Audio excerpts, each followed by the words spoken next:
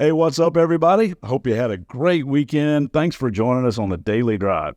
My name is Mike, and we're hanging here for a few minutes each weekday, just looking at the life of Jesus through the lens of his close friend and follower, John.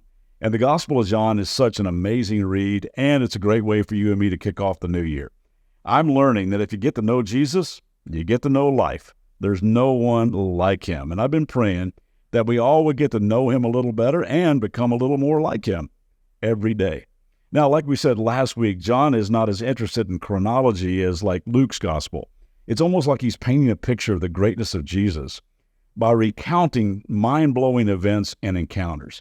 Like a guy whose heart has been absolutely captured by the uniqueness and glory of Jesus, he kind of writes with a spirit of, there was this one time, or you want to hear something that's going to blow you away, or there was this other time.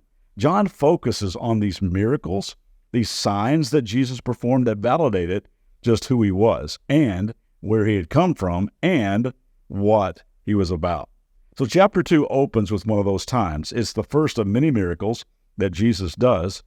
And this one, at least to me, seems to be mixed with a combo of compassion and reluctance. Let's read the first few verses, and maybe you'll get what I'm saying. The next day, there was a wedding celebration in the village of Cana in Galilee. Now, weddings were a big deal then, still are, but in their culture, they lasted for like days.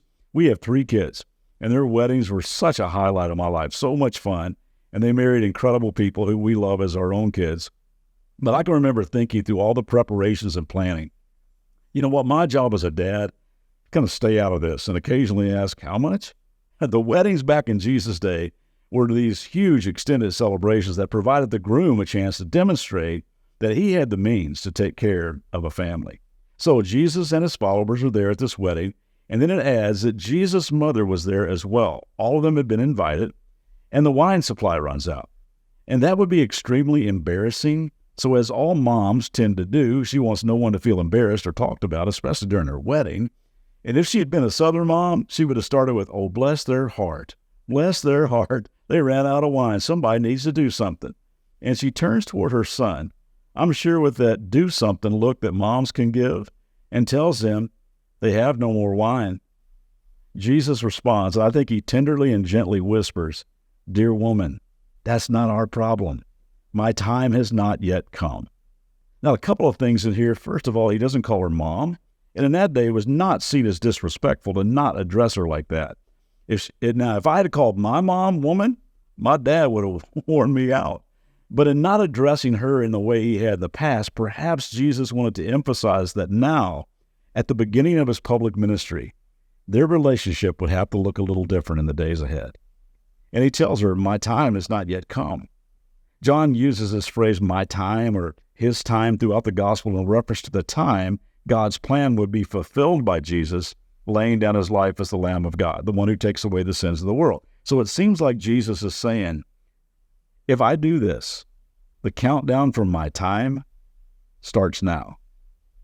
And I love the simplicity of what Mary says here. It reminds me of the time when the angel Gabriel told her 30 years prior that she would be the mother of the Son of God. And she responds, well, I'm the Lord's servant, whatever he wants to do in my life. And now 30 years later, check out what she says.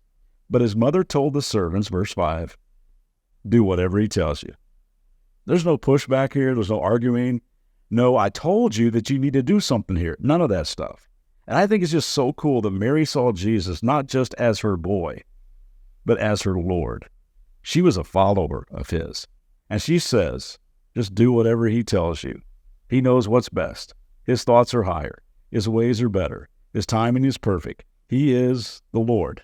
Just do whatever he says. Well, guess what? Jesus swings into action. I believe he's moved by Mary's response. God has always been impressed and moved by humility. And perhaps in his humanity, he was not quite ready to start the countdown toward his time, toward the cross, but he starts it anyway. Again, I'm just a guy digging into this like you, and I look forward to unpacking this with him when I get to heaven someday. But I think the convergence of there's a need, and these people are going to be embarrassed on their biggest day if somebody doesn't do something, and I know I can do something, and my mom knows it too and humbly believes I can do it. So maybe after a quick prayer to his father, he says, Okay, here goes. Let me just read it for you. Verse 6. Standing nearby were 6 stone water jars used for Jewish ceremonial washing, among other things, used for washing dirty, nasty feet. Each could hold 20 to 30 gallons. Jesus told the servants, fill the jars with water. When the jars had been filled, he said, now dip some out and take it to the master of ceremonies.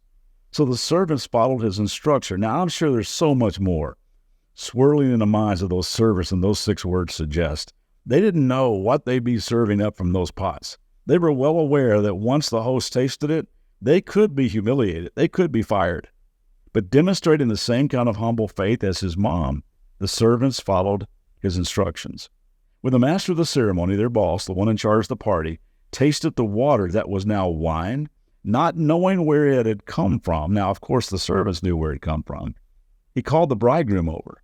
He said, a host always serves the best wine first. And then when everyone's had a lot to drink, he brings out the less expensive wine. But you have kept the best until now. This is amazing stuff. And it is. John wraps this up by saying in verse 11, this miraculous sign at Cana in Galilee was the first time Jesus revealed his glory, and his disciples believed in him. After the wedding, he went to Capernaum for a few days with his mother and brothers and his disciples. Now, there's so much we could say about this miracle, but just know that Jesus can take the nastiest stuff in your life and turn it into something amazing. He has that power. So today, why not humble yourself and just do whatever he tells you to do? See you back tomorrow.